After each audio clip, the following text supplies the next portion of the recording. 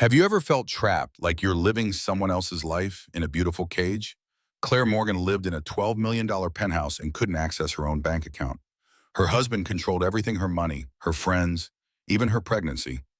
Then she found the emails, the custody plan, the proof he was stealing millions. Most women would panic. Claire got strategic.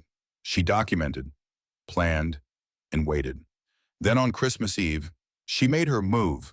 What happened next is absolutely wild.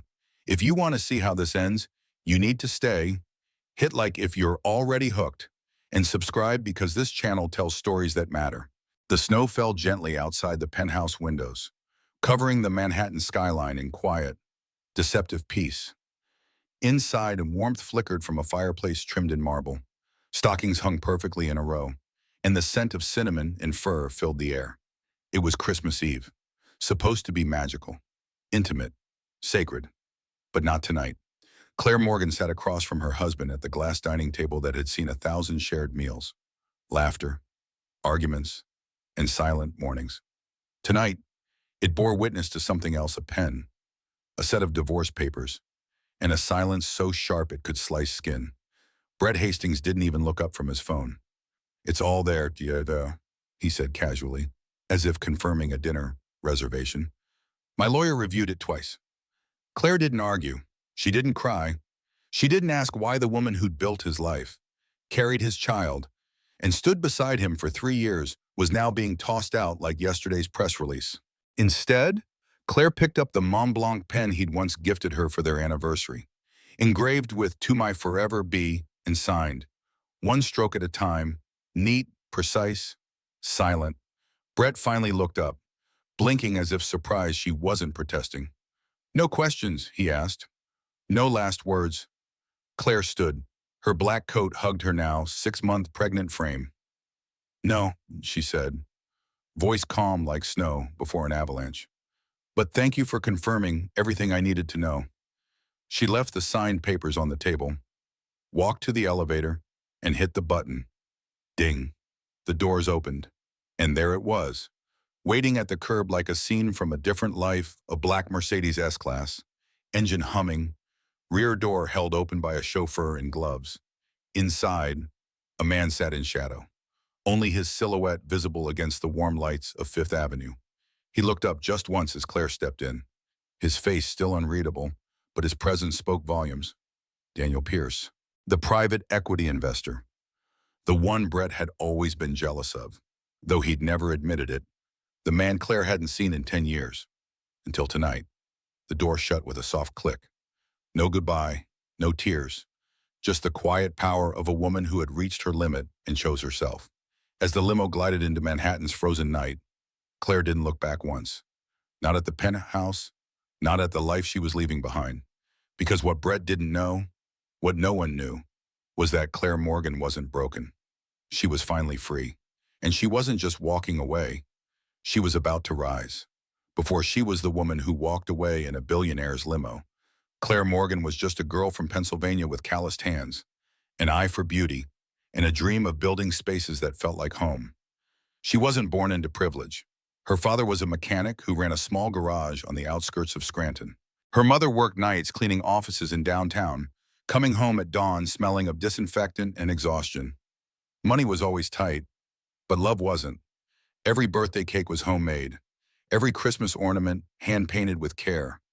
Claire grew up in a small 2-bedroom house where the heating barely worked in winter and the roof leaked when it rained. But her parents never complained. They taught her that dignity wasn't about what you owned, but how you carried yourself. That hard work and kindness could get you anywhere. That people meant what they said. That loyalty mattered. She was the first in her family to attend college. A full scholarship took her to Parsons School of Design in New York, where she spent 4 years drowning in textbooks, surviving on coffee and instant noodles, and sketching floor plans under flickering dorm lights. She had a gift turning the dullest room into something warm, personal, unforgettable. She could walk into an empty space and see what it wanted to become. Not what trends dictated, but what the space itself was asking for. Professors noticed. They praised her instinct for light, her understanding of how people move through rooms, her ability to make luxury feel accessible and comfort feel elevated. Clients followed. Small projects at first, a coffee shop in Brooklyn, a law office in Queens, a brownstone renovation in Park Slope.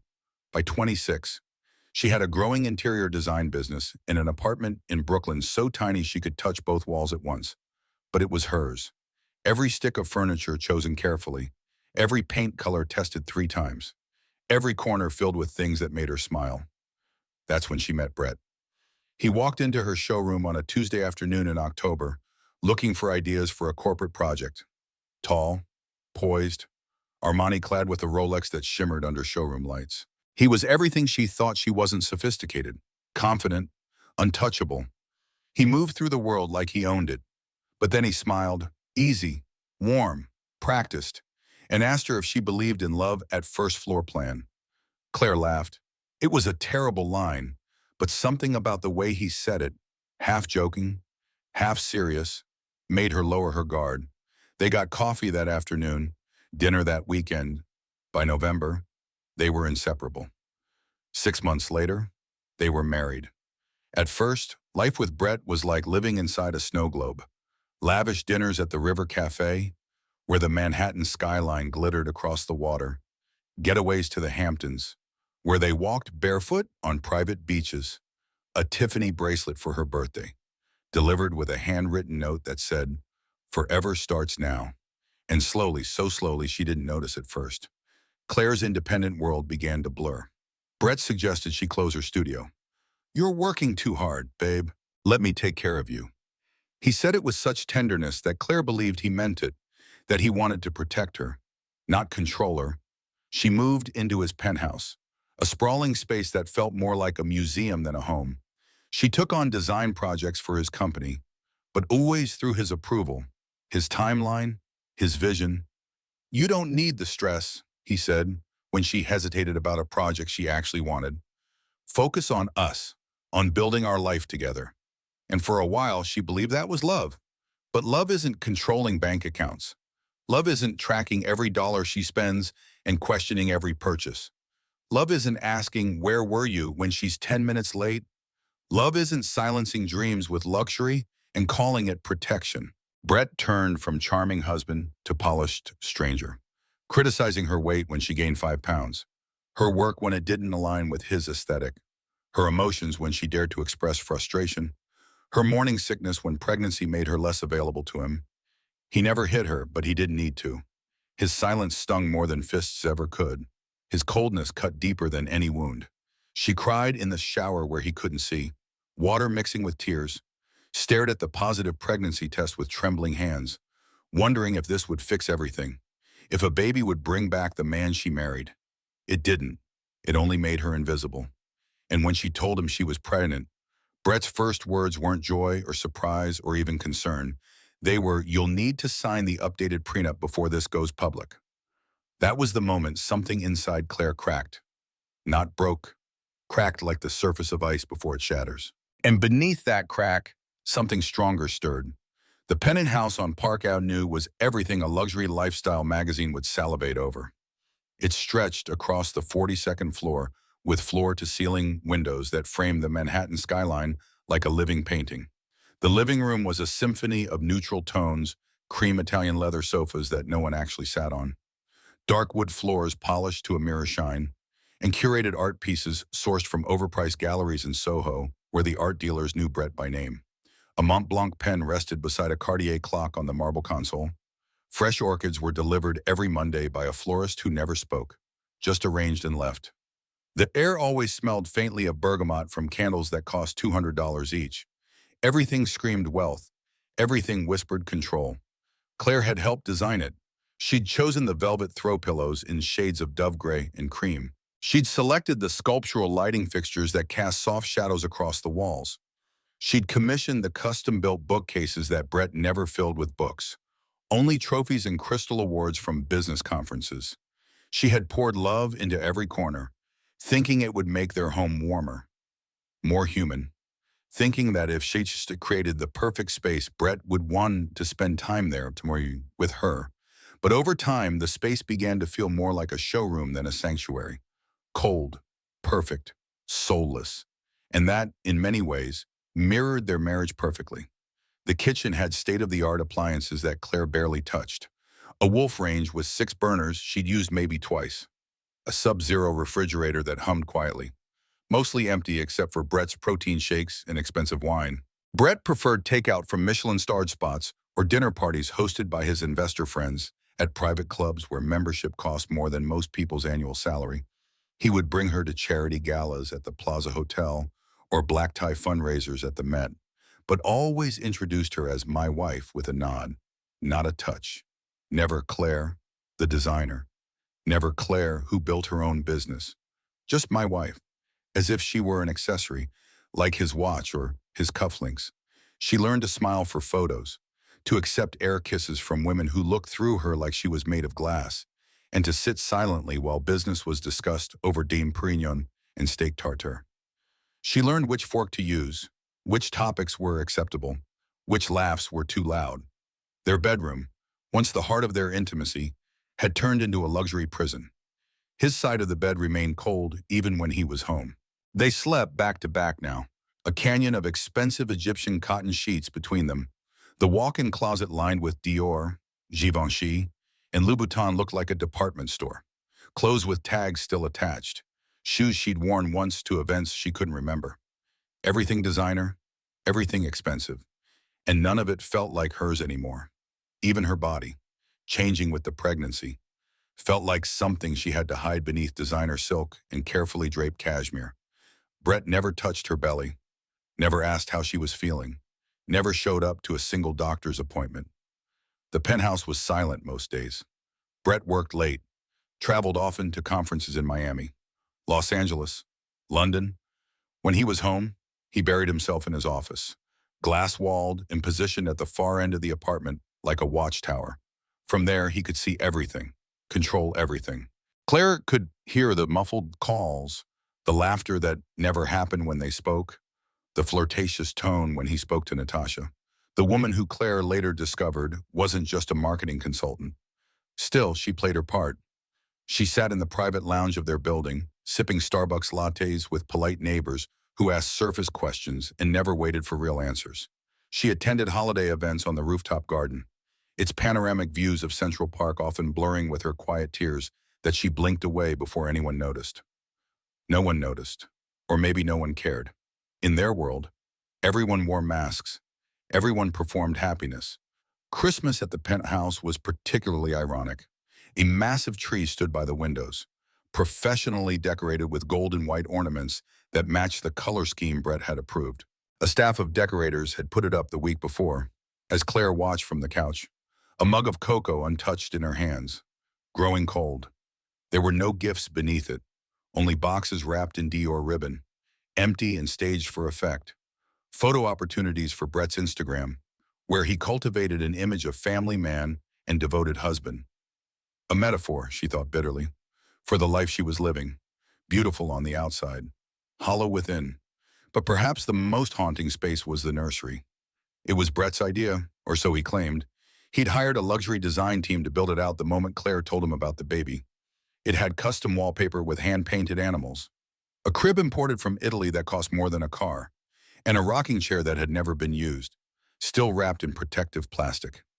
Claire had stood in that room one night, 6 months pregnant, rubbing her belly, realizing that not a single item in it had been chosen by her. Not the mobile, not the stuffed animals arranged just so on pristine shelves, not the books, not the blankets. She didn't belong there anymore. That was the truth she kept trying to ignore. It started the week before Thanksgiving. Claire was organizing files in Brett's home office, looking for a design contract she'd worked on months ago. Brett's laptop sat open on his desk, screen glowing with unread messages. She shouldn't have looked. She knew that. Privacy mattered. Trust mattered. But something made her pause. Maybe instinct. Maybe the way Brett had been acting lately. More distant than usual. More secretive with his phone. An email chain. Between Brett and someone named N. Ross at RM Marketing Group. The subject line, Miami confirmed. Claire clicked. Last night was perfect. Can't wait for Miami. Missing you already. Booked the suite at the Fontainebleau. 2 nights, king bed, ocean view, the usual. You know I can't resist you in that dress. Bring the red one. Claire's hands went numb. The words blurred. She scrolled further. Months of emails. Dozens of messages. Photos attached. File names she couldn't bring herself to click. Miami_bed.jpg. N_yacht_kiss.jpg. Her chest tightened. She felt the baby kick, as if responding to her racing heart, as if trying to comfort her. She closed the laptop carefully, walked to the bathroom, and vomited. Not from morning sickness, from the realization that her marriage was a lie, that everything she'd believed was a performance. That night, Brett came home late, again. The smell of perfume, not hers, clung faintly to his shirt. "How was your day?" he asked, pouring himself scotch from the crystal decanter on the bar cart. Claire watched him from the couch, her voice steady despite the hurricane in her chest. "Who's Natasha Ross?" Brett froze for half a second, his hand stilled on the decanter. Then he laughed, a practice sound, light and dismissive. "A marketing consultant. Why buy you?" "Because I saw your emails." The room went silent. Even the city noise outside seemed to fade. Brett set down his glass slowly, his expression shifting from surprise to calculation to cold anger. "You went through my laptop. It was open." "That's private correspondence, Claire. Business." "Business," she repeated, her voice flat. "Is that what you call booking hotel suites with someone? Is that what you call I can't resist you in that dress?" Brett's jaw tightened. He ran a hand through his hair, a gesture she'd once found endearing, now just manipulation.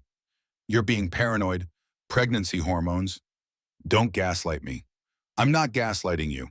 You're reading into things that aren't there. Natasha is 24 years old. Claire, she's a kid. This is professional correspondence that you're misinterpreting because you're emotional right now." Claire stood, her voice shaking now, hands instinctively moving to protect her belly. "I am thinking clearly for the first time in months. You're cheating on me." Brett's face hardened into a mask she didn't recognize. The charm was gone. What remained was ice.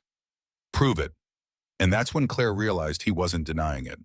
He was daring her to do something about it, testing to see if she had the strength to fight him. The next morning, Claire had a panic attack at a charity gala for pediatric cancer research. Brett had insisted she attend, had picked out her dress, had told her to smile and be charming. She was standing by the champagne fountain, 7 months pregnant, listening to a donor discuss yacht sizes, when suddenly she couldn't breathe. The room spun. Her vision tunneled. She gripped the table for support. Brett appeared instantly, all concern for the cameras. "Honey, are you okay?" He guided her to a chair, played the devoted husband perfectly for the watching crowd. But as soon as they were in the car, he turned cold. "What the hell was that?" "I couldn't breathe. I needed air." "You embarrassed me in front of the entire board. Do you know how that looked?" "I'm pregnant, Brett. I'm allowed to feel overwhelmed." "You're allowed to keep it together for 2 hours at an event that matters to my career." When they got home, Claire overheard him on the phone in his office. The door was cracked. She stood in the hallway, frozen. "She's becoming a liability. Too emotional. Too unstable."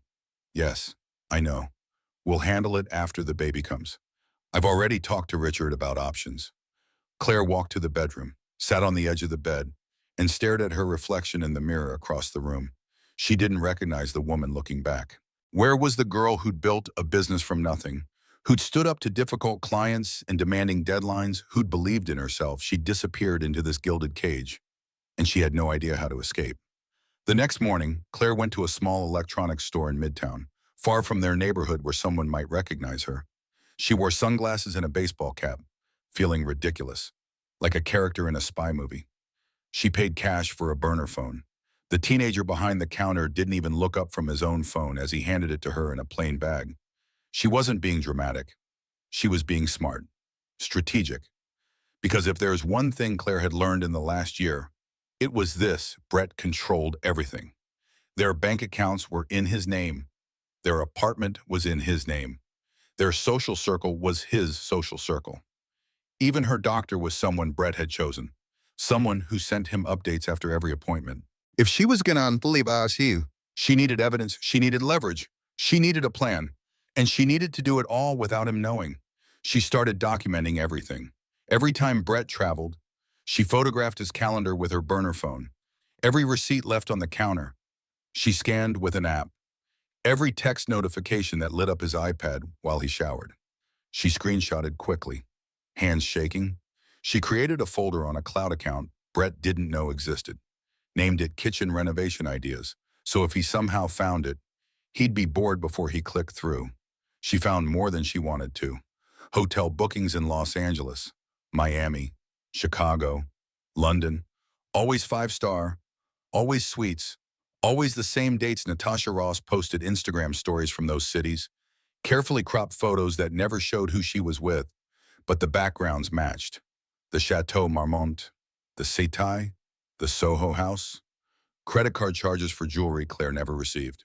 A Cartier bracelet, Tiffany earrings, a Van Cleef necklace, dinners for two at restaurants Brett claimed were client meetings, $400 bottles of wine, Wagyu beef, oysters, and then, the final piece, a private Instagram account under the username BH_NYC, only 47 followers, all private accounts, but the photos were public enough for Claire to see what she needed to see. Brett and Natasha on a yacht in the Hamptons, Brett and Natasha at a rooftop bar in Los Angeles, fairy lights twinkling behind them, Brett and Natasha clinking champagne glasses, her hand resting on his chest, his arm around her waist. The captions were worse than the images. My person, best decision I ever made. She gets me like no one else. Finally found my home. Claire sat on the bathroom floor, phone in her lap, and didn't cry. She was past tears. She was in survival mode now. Her brain had shifted from emotion to strategy, from wife to warrior. She needed help. Real help. Not from friends who knew Brett, not from family who were too far away and too overwhelmed with their own problems. She needed someone who understood. That night, Brett came home with flowers, peonies, Claire's favorite. He'd remembered. Or his assistant had remembered. I've been horrible, he said, setting them on the counter with rehearsed contrition. Work stress. The investors are breathing down my neck about the quarterly projections. The board wants results. I took it out on you, and that's not fair. Claire stared at him, studying his face like she was seeing him for the first time. The strong jaw, the expensive haircut, the eyes that had once seemed kind and now seemed calculating. I love you, Brett continued, stepping closer. I love our baby. Let's start over. Clean slate. I'll do better. I promise, Boso. For a moment, just a moment, Claire wanted to believe him, because believing him was easier than accepting the truth. Because believing him meant she didn't have to face the terrifying reality of being pregnant and alone in a city that cost a fortune just to exist. But then she remembered the photos, the emails, the lies stacked on lies. Okay, she said quietly. Brett smiled, relieved that his performance had worked. Thank you, babe. I promise. Things are going to get better. We're going to be a family. He kissed her forehead, a gesture that once made her feel safe and now made her skin crawl. Then he walked to his office to take a call. Claire stood in the kitchen, holding the peonies, and realized something profound.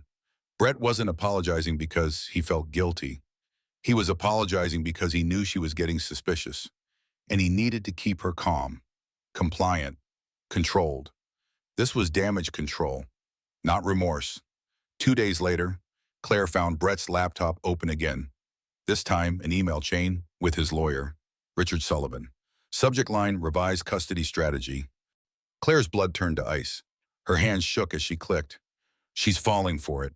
Keep her calm until after the baby. Then we move forward with the revised prenup and custody arrangement. I want primary custody. She gets supervised visitation at most. Build the case emotional instability, history of panic attacks, unable to handle stress. Understood. I'll draft the paperwork. We'll claim postpartum mental instability if she fights. Document everything. Get witness statements from the gala incident. Hospital records. I'll subpoena her medical files. Perfect. Let's keep this quiet until March. After the baby is born and she's vulnerable. Claire read it 3 times. Each word a knife. Her hands shook so badly she almost dropped the laptop. The reconciliation was fake. The flowers were fake. The promises were fake. Brett wasn't trying to save their marriage. He was buying time. Time to build a case against her. Time to take their child. Time to destroy her completely while smiling to her face. Claire closed the laptop carefully, walked to the bedroom, sat on the edge of the bed, one hand on her belly, feeling the baby move, and for the first time in months, she didn't cry. She got angry. Not the hot, explosive anger that burns out quickly. The cold, focused anger that calculates, that plans, that wins. Because anger, she realized, was more useful than sadness. Anger was fuel, and Claire was about to burn everything down. Claire didn't sleep that night. Instead, she sat at the kitchen table, her burner phone in hand, scrolling through old contacts she hadn't looked at in years. Names from college, names from her early business days. People Brett had convinced her to create distance from because they were holding her back. She stopped at one name, Grace Holland, her best friend from Parsons. The one person who'd warned her about Brett from the beginning, the one friend who'd been brave enough to say what everyone else was thinking. He's too smooth. Claire, nobody's that perfect. I've seen guys like him before. They love bomb you until you're dependent. Then they change. Claire had defended Brett, had called Grace judgmental, had slowly, quietly stopped returning calls until the friendship faded into nothing. Claire had stopped talking to Grace 2 years ago. Brett said she was negative energy, that she was jealous of their happiness, that real friends supported your choices unconditionally. Now, sitting in the dark kitchen with her pregnant belly pressing against the table, Claire realized Brett had isolated her on purpose, systematically removed everyone who might help her see the truth. She typed a message, deleting and rewriting it 5 times before finally hitting send. Grace, it's Claire. I know it's been a long time. I know I was wrong to disappear. But I need help. Can we meet? She stared at the phone, not expecting an answer. It was 2 in the morning. Grace probably had her notifications turned off, probably wouldn't even want to respond after 2 years of silence. The response came 30 seconds later. I'm in Brooklyn. Come now. I'll send the address. And Claire, I'm glad you reached out. An hour later, Claire sat in Grace's small studio apartment in Williamsburg. It was nothing like the penthouse, tiny, cluttered with books and art supplies, plants hanging from the ceiling, a futon that served as both couch and bed. But it felt warmer than anywhere Claire had been in years. Grace made tea, chamomile, because she remembered Claire loved it. Didn't ask questions right away, just sat across from her, waiting. Claire told her everything. The emails, the fake reconciliation, the custody plan, the systematic isolation, the financial control. Every detail spilled out like water from a broken dam. When she finished, Grace leaned forward, her face serious. First, I'm sorry I wasn't there. I should have pushed harder. I wouldn't have listened, Claire said honestly. Maybe, but I still should have tried. Grace took a breath. Second, you need a lawyer. Not just any lawyer. You need someone who eats guys like Brett for breakfast. Someone who won't be intimidated by his money or his connections. I don't have money for that. Brett controls everything. Grace pulled out her phone without hesitation. My sister went through something similar last year. Different details. Same power dynamic. Her lawyer took her ex for everything. Let me make a call. Grace, it's 3 in the morning. She'll answer. Trust me. 15 minutes later, Claire had an appointment. Margaret Foster, corporate attorney, 40 years of experience, specializes in high net worth divorces. Reputation for never losing. Known in legal circles as the Hammer because of how hard she hits in negotiations, the meeting was scheduled for the next morning at 9. Claire left Grace's apartment as the sun was rising, painting the Brooklyn streets in soft gold. She felt something she hadn't felt in months. Hope, real hope, the kind that comes not from wishing, but from taking action. The law office was in a sleek building in Midtown, the kind with marble floors and security that makes you sign in.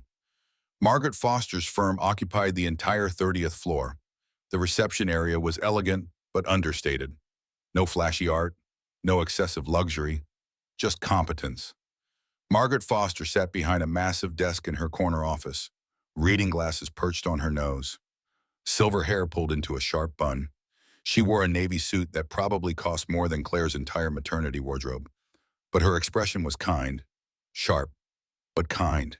She looked at Claire with the kind of eyes that missed nothing. Grace told me about your situation. Tell me everything, and don't leave anything out.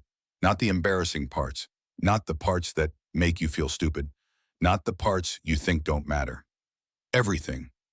Claire did. For 90 minutes, she laid it all out. The control, the affair, the fake reconciliation, the custody plot, the financial manipulation. She showed Margaret the photos on her burner phone, the screenshots, the documented evidence. When she finished, Margaret leaned back in her chair, steepling her fingers. First, the prenup he wants you to sign is garbage. You were pregnant when he presented it. No independent counsel.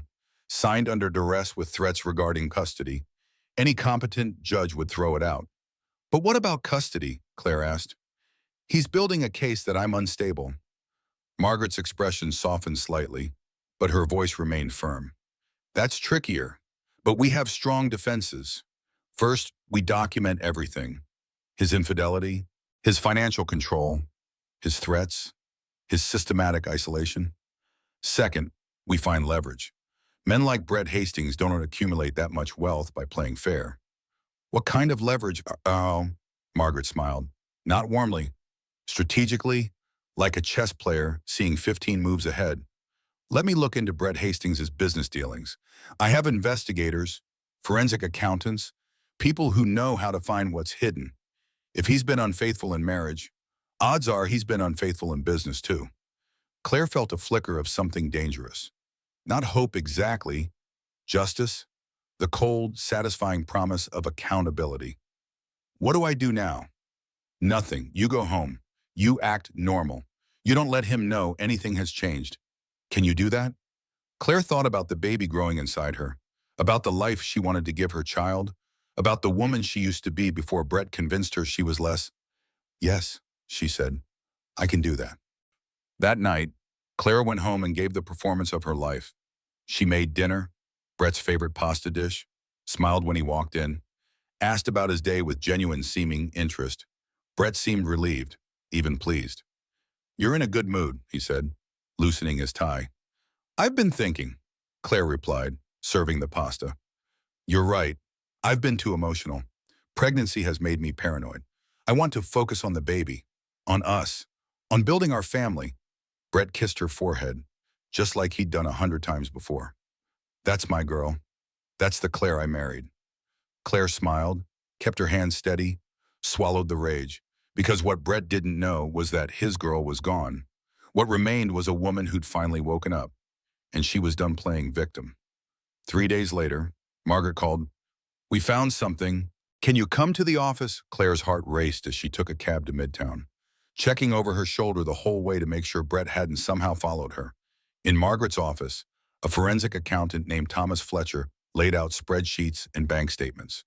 Brett's been moving company funds into offshore accounts, Cayman Islands, British Virgin Islands, under shell corporations. We're talking millions.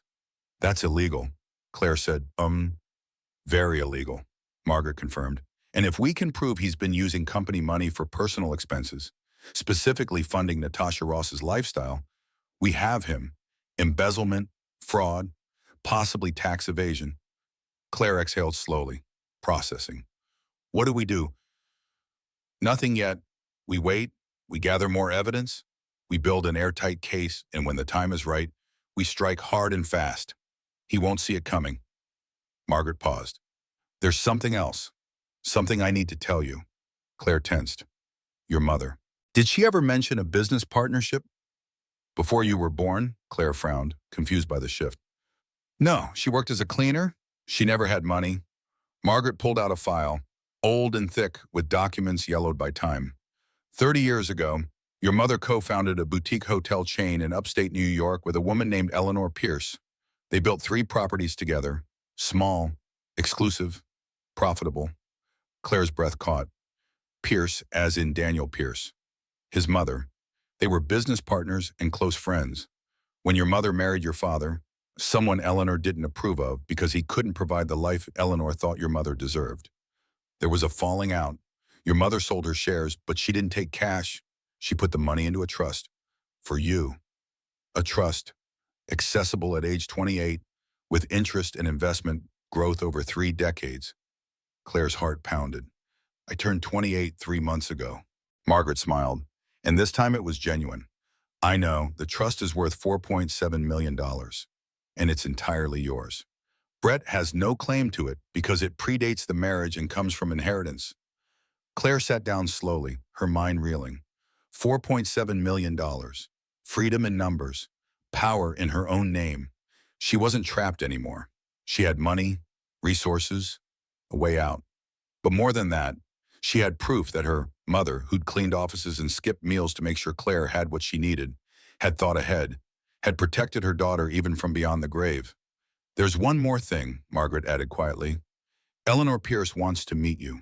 She has things to tell you about your mother, things you deserve to know. Claire nodded, unable to speak past the lump in her throat, because for the first time in years, she wasn't alone. The meeting with Eleanor Pierce was arranged for the following Saturday at a private club in the Upper East Side. Claire wore one of her simple maternity dresses, refusing to perform wealth she didn't feel. Eleanor Pierce was in her early 60s, elegant in the way only truly confident women are. Silver hair cut in a sharp bob, minimal jewelry, eyes that assessed Claire immediately. You look like her, Eleanor said simply. Your mother, Sarah, you have her eyes. They sat in a quiet corner, tea service between them that neither touched. Margaret said you and my mother were business partners. We were buffsaw for 5 years. We built something beautiful together. 3 hotels that prioritize comfort over flash, community over exclusivity. Your mother had an incredible eye for what people needed, not what they thought they wanted. She never mentioned it. She wouldn't have. After she married your father, after we had our falling out, she wanted to leave that life behind. She thought I looked down on her choices. Eleanor paused. I did. Initially, I was wrong. The trust, Claire said. Why didn't she tell me on protection? She knew what men like your father, like Brett, could do, how they could isolate, control, manipulate.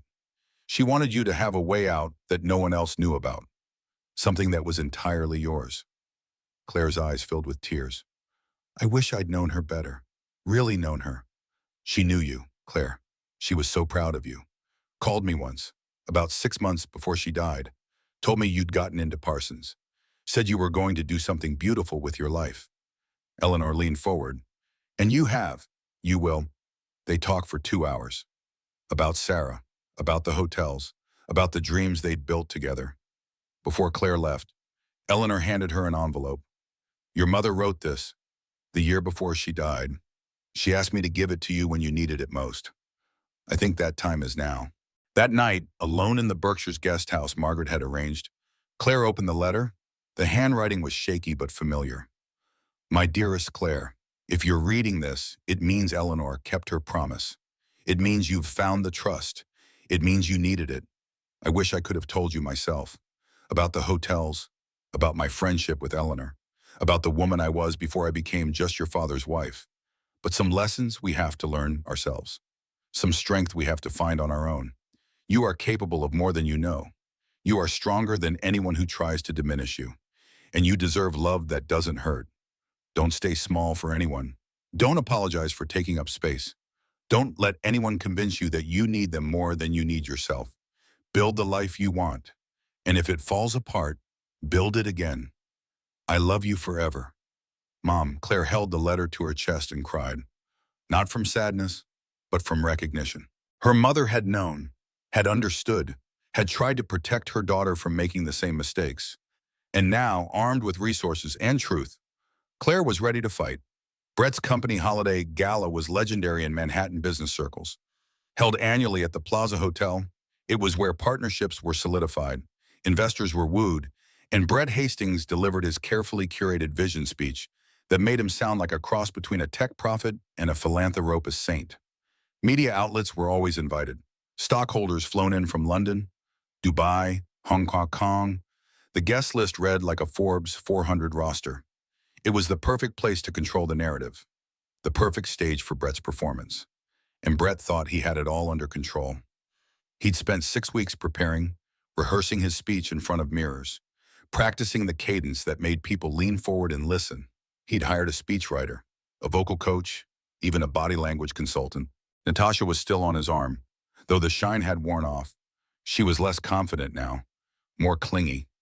Brett found it annoying but manageable. The press had mostly moved on from the who is she speculation. Claire had disappeared into silence, which meant she'd accepted defeat. He had no idea what was coming. Claire arrived at 8:15, after the cocktail hour. After most guests had taken their seats, she came alone. No entourage, no drama, just presence.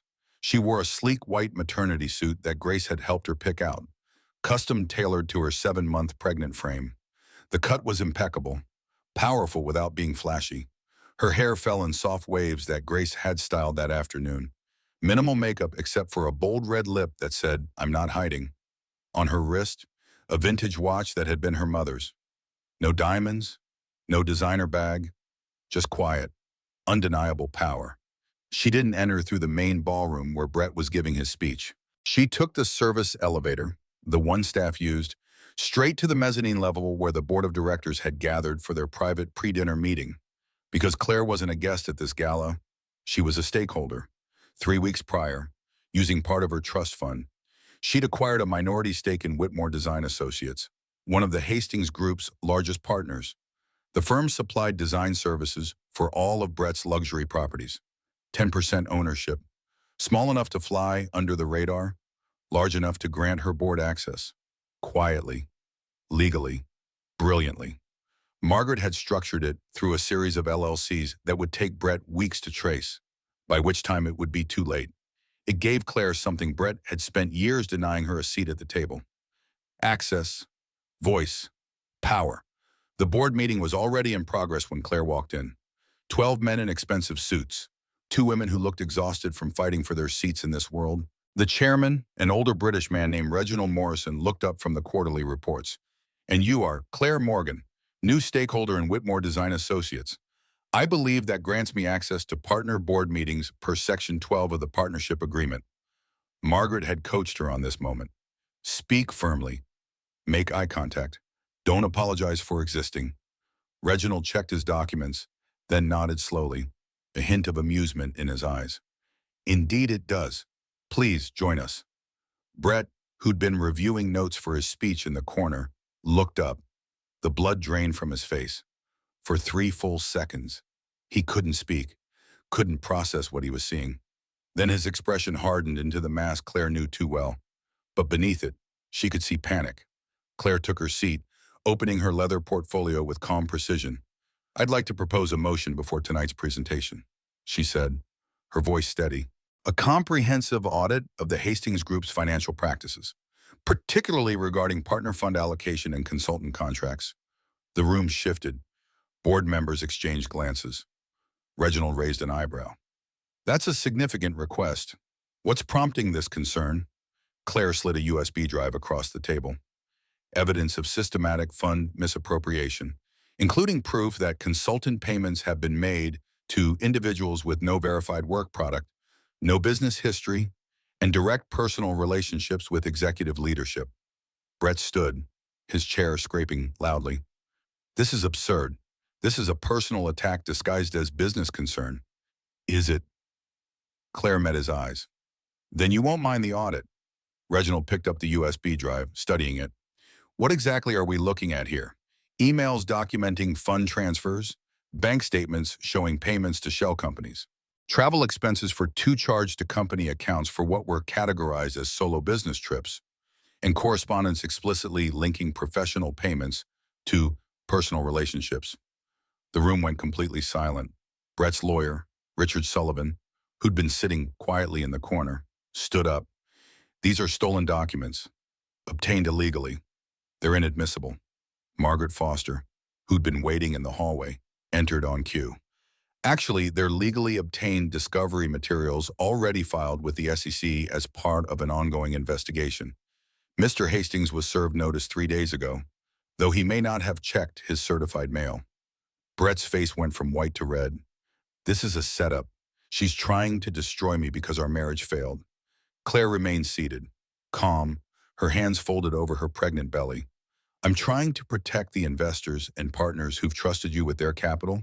If your business practices are clean, the audit will show that. Reginald looked at the other board members, then back to Claire. Motion for comprehensive audit is moved. All in favor. 7 hands went up immediately. Motion carries. Mr. Hastings, you're suspended pending investigation. Effective immediately. Brett slammed his hand on the table. You can't do this. We just did, Reginald said calmly. Security will escort you out. Please surrender your building access credentials. As Brett was led from the room, he looked back at Claire with pure hatred. She met his gaze without flinching. Because this wasn't revenge. This was justice. This was a woman who'd been silent too long finally speaking. Who'd been controlled too long finally taking back power. When the door closed behind Brett, Reginald turned to Claire. That took remarkable courage, Mrs. Morgan. Thank you. And it's just Claire. That night, Claire didn't go to the gala celebration downstairs. She didn't need to watch Brett's empire crumble in real time. Instead, she walked out into the December night, where Daniel Pierce was waiting in his car, not because she'd called him, because Margaret had. You did it, he said simply. We did it, Claire corrected, because she hadn't done this alone. Grace had given her courage. Margaret had given her strategy. Eleanor had given her resources. Her mother had given her a way out. But Claire had done the hardest part she'd chosen to fight. Where to? Daniel asked. Claire touched her belly, feeling the baby kick. Home, wherever that is now. I know a place, Daniel said, and for the first time in years, Claire allowed herself to hope that home didn't have to be a prison. It could be freedom. Continuing with remaining chapters to reach 11,000 plus words. The headlines came fast and merciless. Hastings Group CEO suspended amid fraud allegations. Pregnant whistleblower exposes billionaire husband's secret life. From power couple to courtroom battle, the Claire Morgan story. Brett Hastings accused of embezzling millions through fake consultants. By morning, every major financial news outlet had the story. By afternoon, it had jumped to mainstream media. By evening, Brett's carefully constructed image had shattered completely. The Wall Street Journal ran a particularly damning piece titled, "The House of Cards, How One Woman Toppled a Real Estate Empire." Bloomberg interviewed Margaret Foster, who delivered quotes with surgical precision. This case demonstrates why transparency in corporate governance matters. No one is above accountability. But the story that went truly viral wasn't from traditional media. It was from a 28-year-old journalist named Anna Campbell, who ran an independent Substack called Power Imbalance. Her piece, titled "What Brett Hastings' Wife Knew, a Story About Financial Abuse," didn't focus on the money. It focused on Claire. Claire Morgan sat in a penthouse worth $12 million and had no access to her own bank account. She designed the nursery for her baby but wasn't allowed to choose a single piece of furniture. She attended charity galas in designer gowns while her husband monitored every dollar she spent on groceries. This isn't a story about a cheating husband. This is a story about systematic control disguised as luxury, about abuse that leaves no bruises but destroys you anyway. The piece was shared 300,000 times in 48 hours. Women from around the world flooded Claire's suddenly public social media with messages, "This was my marriage. I'm still in this marriage. You gave me courage to leave. Thank you for speaking up." Brett tried to control the narrative, but it was too late. His PR team released statements claiming Claire was mentally unstable and seeking attention. This backfired spectacularly when Anna Campbell published Brett's custody strategy emails that Margaret had leaked to her strategically. "She's falling for it. Keep her calm until after the baby. We'll claim postpartum mental instability if she fights." The internet exploded. #Justice for Claire trended for 3 days straight. Brett couldn't show his face in Manhattan without cameras following. Meanwhile, the legal machinery ground forward. The SEC investigation expanded. Forensic accountants traced money through 7 shell corporations across 4 countries. The amounts were staggering. $8.2 million diverted over 3 years. Natasha Ross, faced with potential charges as an accomplice, flipped immediately. She provided testimony, emails, text messages, everything. In exchange for immunity, she revealed details that made even the prosecutors uncomfortable. Brett hadn't just been funding her lifestyle. He'd been creating fake consulting contracts, fake invoices, fake work product. Natasha's job was to exist, look beautiful, and validate his ego. He said his wife didn't understand him. Natasha testified in her deposition that she was boring, that she let herself go. He said once the baby came, he'd file for divorce and we'd be together publicly. When asked if she felt guilty, she shrugged. He was using me too, just in a different way.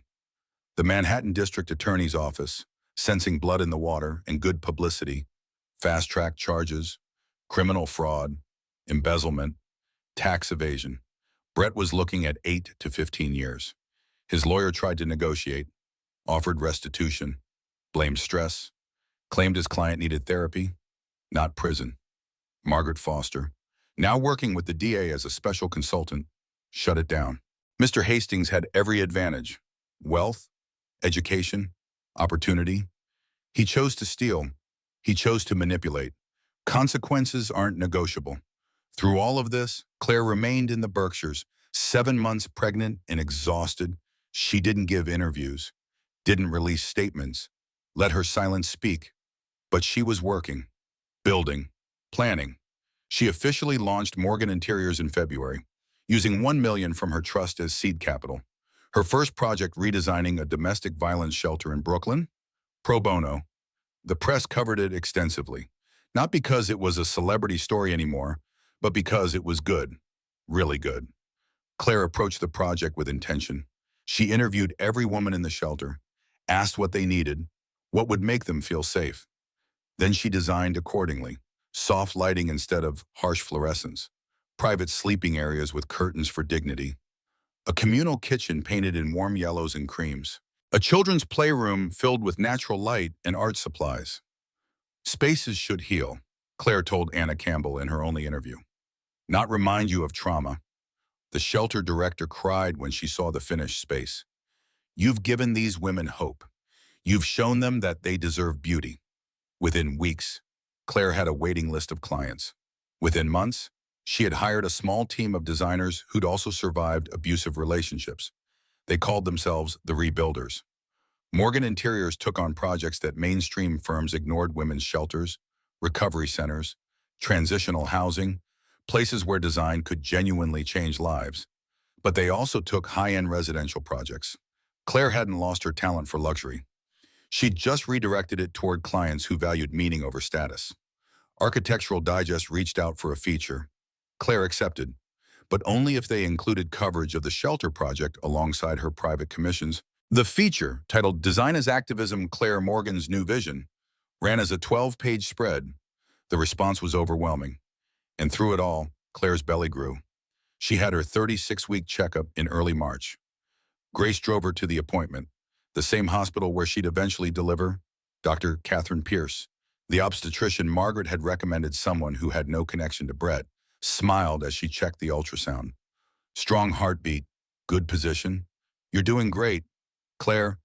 I don't feel like I'm doing great, Claire admitted. I feel like I'm barely holding on. Dr. Pierce set down her instruments and sat beside the examination table. You're about to become a mother while divorcing your husband, starting a business, and testifying in a criminal trial. If you weren't struggling, I'd be worried. You're human, and you're doing remarkably well for someone carrying this much. What if I can't do this alone? You're not alone. You have Grace, Margaret, Eleanor, Daniel, and more importantly, you have yourself, the woman who walked away, who built evidence, who stood up in that boardroom. She's not going anywhere. That night, Claire went into early labor, not full labor.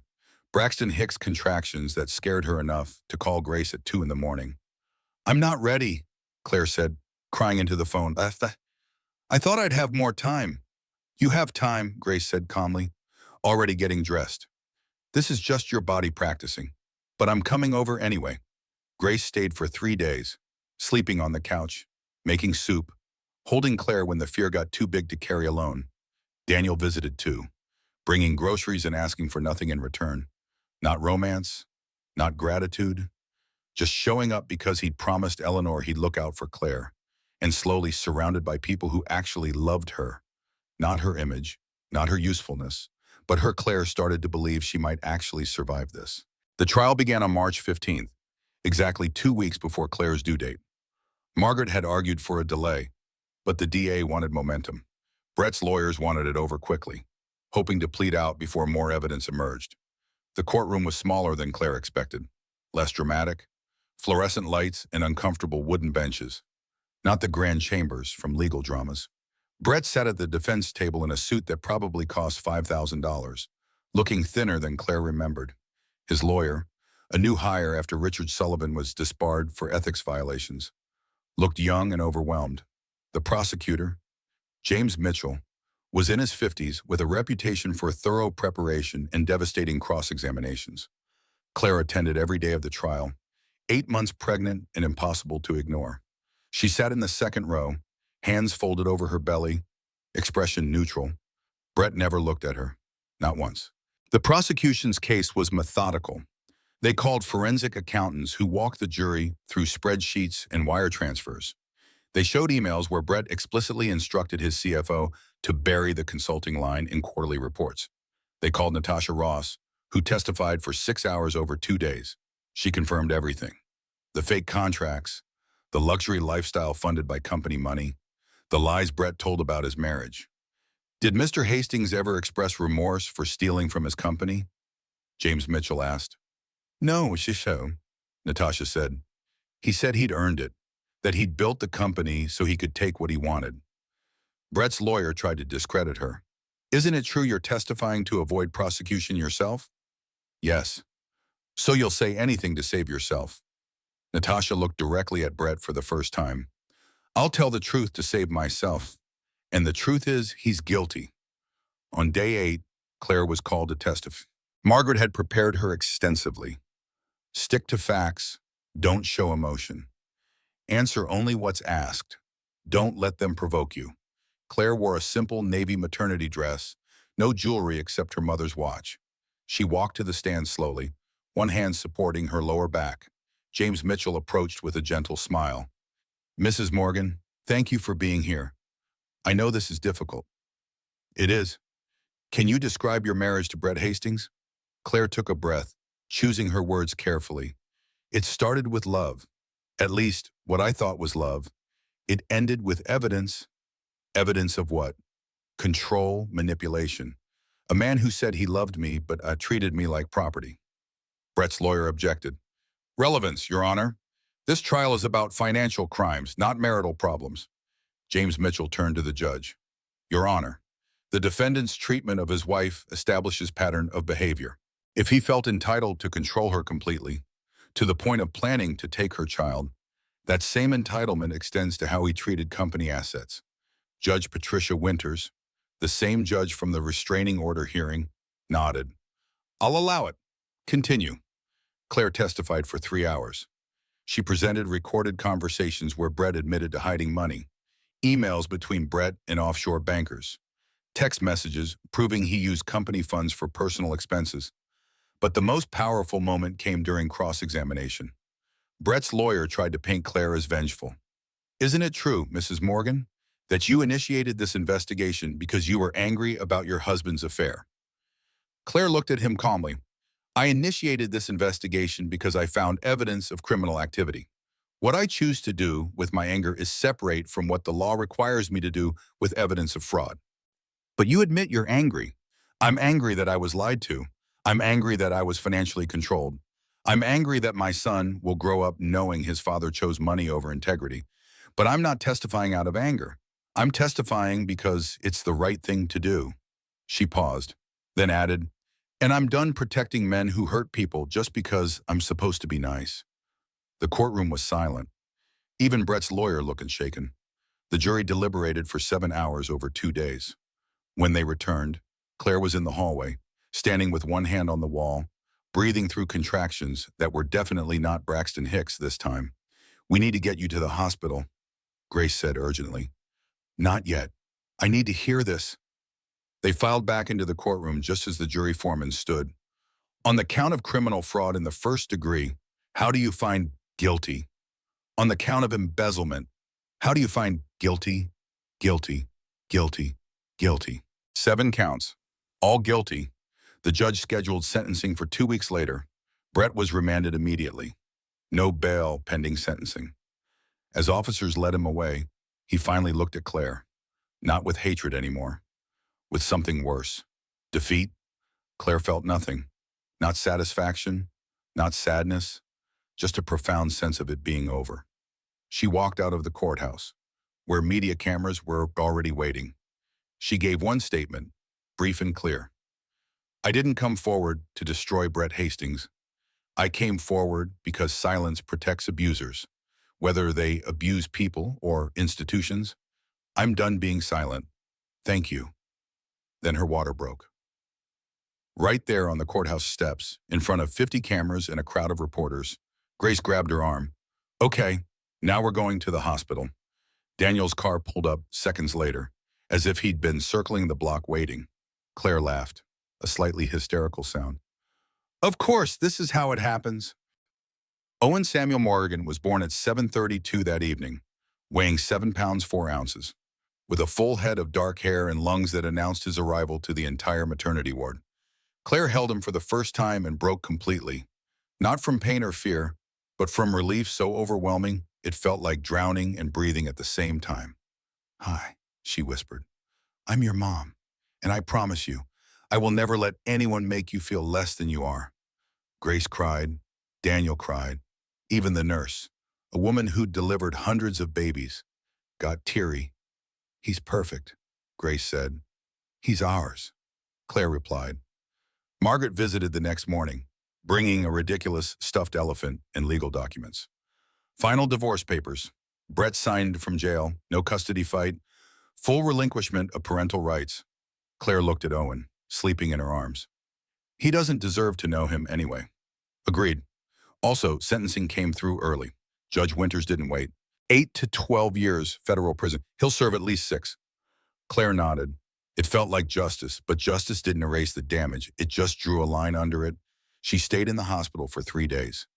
Not because of complications, but because she was exhausted. Physically, emotionally, completely. But on day 3, she woke up feeling different. Not healed, but ready. Ready to leave the hospital. Ready to build something new. Ready to be the mother Owen deserved. Eleanor visited on the morning Claire was discharged, bringing a gift, a leather-bound journal. Your mother kept one, through everything. Write to Owen, so he knows who you were and who you became. Claire hugged her, this woman who'd been her mother's friend and was now hers. Thank you for all of it. Thank yourself. You did the hard part. Claire and Owen moved into a small house in the Berkshires that Eleanor helped her buy.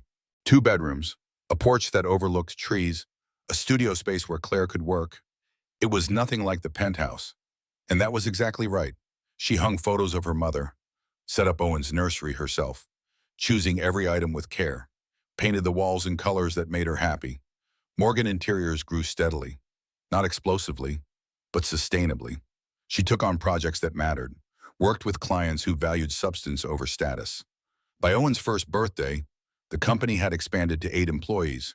By his second, they'd opened a second office in Brooklyn. Claire specialized in what she called intentional design, spaces built around how people actually lived, not how they wanted to appear. Architectural Digest featured her work 3 more times. Elle Decor called her the designer redefining luxury as authenticity. But the work she was proudest of was the network of shelters and transitional housing she'd helped redesign across New York, New Jersey, and Connecticut. Design should serve people, she told an interviewer, not the other way around. And slowly, privately, Claire's relationship with Daniel evolved. He'd never pushed, never demanded, just showed up for Owen's first birthday, for the hospital visits when Claire was sick with flu, for the late nights when she was overwhelmed by work and motherhood and healing. One evening, when Owen was 2, Daniel was at their house helping assemble a bookshelf Claire had stubbornly insisted she could build herself. You were right, he said, holding up the instructions. These directions are in Swedish. Claire laughed, really laughed, for what felt like the first time in months. I'm never right about furniture assembly. This is a historic moment. Owen toddled over, dropping a stuffed dinosaur in Daniel's lap. Dan read. Daniel picked him up without hesitation. Yeah, buddy, I'll read to you. Claire watched from the kitchen doorway, coffee in hand, and felt something shift.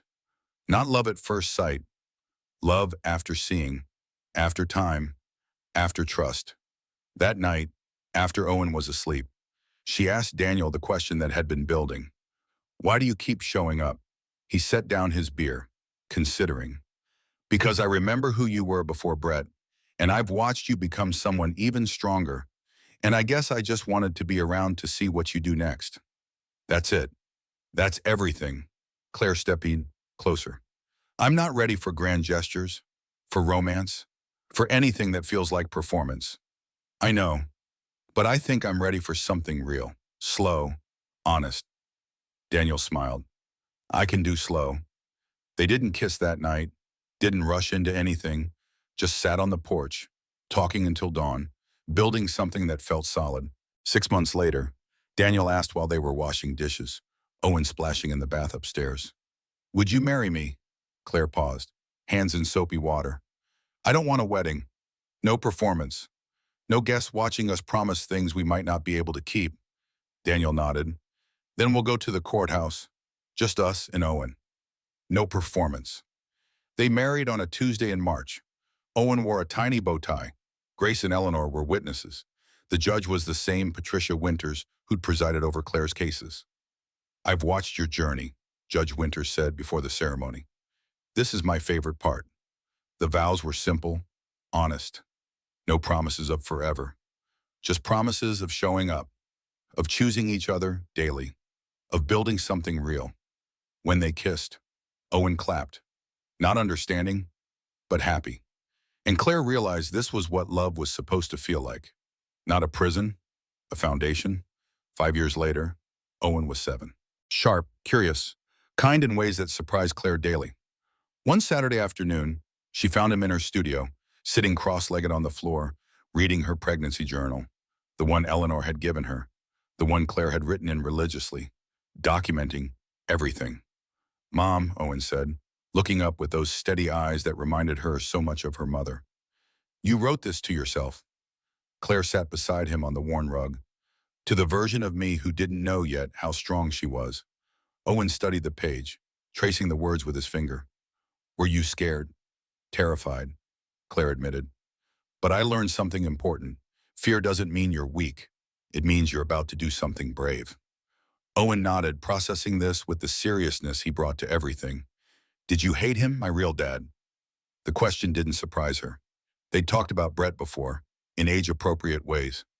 But this felt different, deeper. Claire took a breath. No.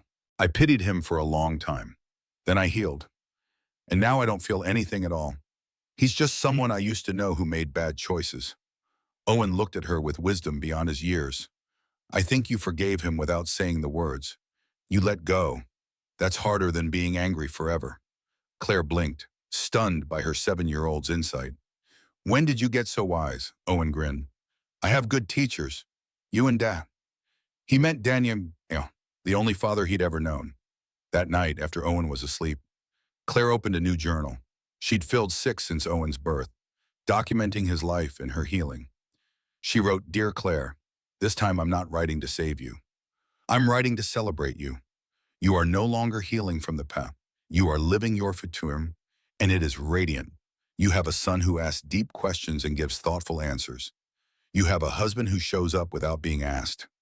You have a business that makes people's lives better.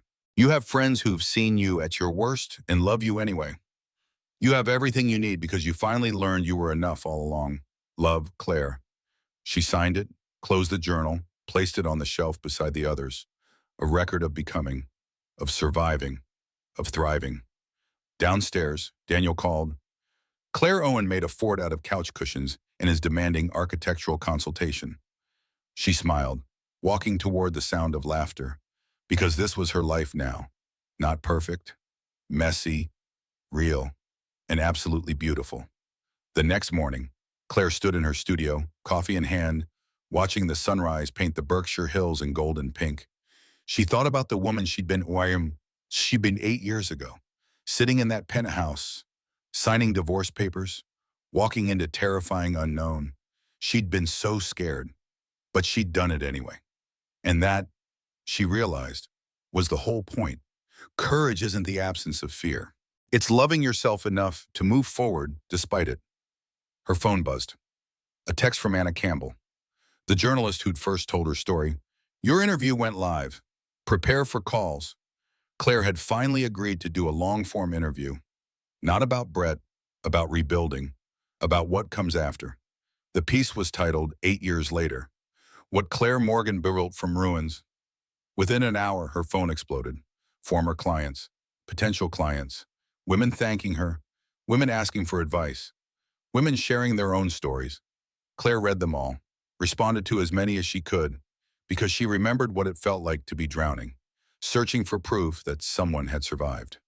That afternoon, Brett called, his first call in 5 years, paroled early for good behavior. I don't want anything, he said immediately. I just wanted to say I'm sorry, really sorry. Not because I want forgiveness, because you deserve to hear it. Claire listened. She'd prepared for this moment, role-played it with her therapist. I believe you're sorry, she said finally. But I want you to know I've built an entire life without you. Owen is 7. He's brilliant and kind. He has a father who shows up, and none of that has anything to do with you. So it is one. Then, that's good. That's what I'd want. Can I ask one thing? What are you happy? Claire looked out at her studio, at the life she'd built with her own hands. Yes, genuinely happy. Not performing it, living it. Good. That's all I wanted to know. He hung up. Claire set down the phone and felt something release. A weight she hadn't realized she was still carrying. Forgiveness. She'd learned. Wasn't about him. It was about her. About refusing to let his choices define her future. That evening, Owen asked to read the journal again. He did this periodically, treating it like a sacred text. Claire handed it to him. Why do you like reading this so much? Owen flipped through the pages thoughtfully. Because it reminds me that hard things don't break us. They show us what we're made of. Claire's eyes filled with tears. Where did you learn that? Owen pointed to a passage Claire had written. I thought surviving meant not breaking. But I've learned surviving means breaking and reassembling yourself into something stronger. From you, Mom. That night, Daniel came home from work and found Claire on the porch, wrapped in a blanket, watching stars emerge. He sat beside her, handing her a glass of wine. What are you thinking about? How far we've come. All of us. You, me, Owen. This life. Daniel kissed her temple. It's a good life. The best, Claire agreed, because it wasn't about the money or the success or the victory in court. It was about this. Quiet evenings, a son who felt safe asking questions, a partner who chose her daily. It was about waking up every morning and choosing herself, choosing love that felt safe, choosing a future that wasn't defined by her past. As the stars multiplied across the dark sky, Claire whispered the words she wished someone had told her 8 years ago. You made it. Not just through the pain, but to the joy. And she had. She really, truly had. People still ask Claire how she survived. She told them the truth. I didn't survive him. I survived myself, the version that believed I deserved less. And when I finally loved myself more than I feared losing him, that's when I became free. Because her story wasn't just about Brett. It was about every woman who'd ever been silenced, controlled, diminished, and chose to rise anyway. It was about the universal truth that you can rebuild from ruins, that you can choose yourself even when it's terrifying, that you are never too broken to become whole again. If you're facing your own storm right now, remember you don't need to have it all figured out. You just need to take the next right step, and then the next. You can begin again, and it can be beautiful.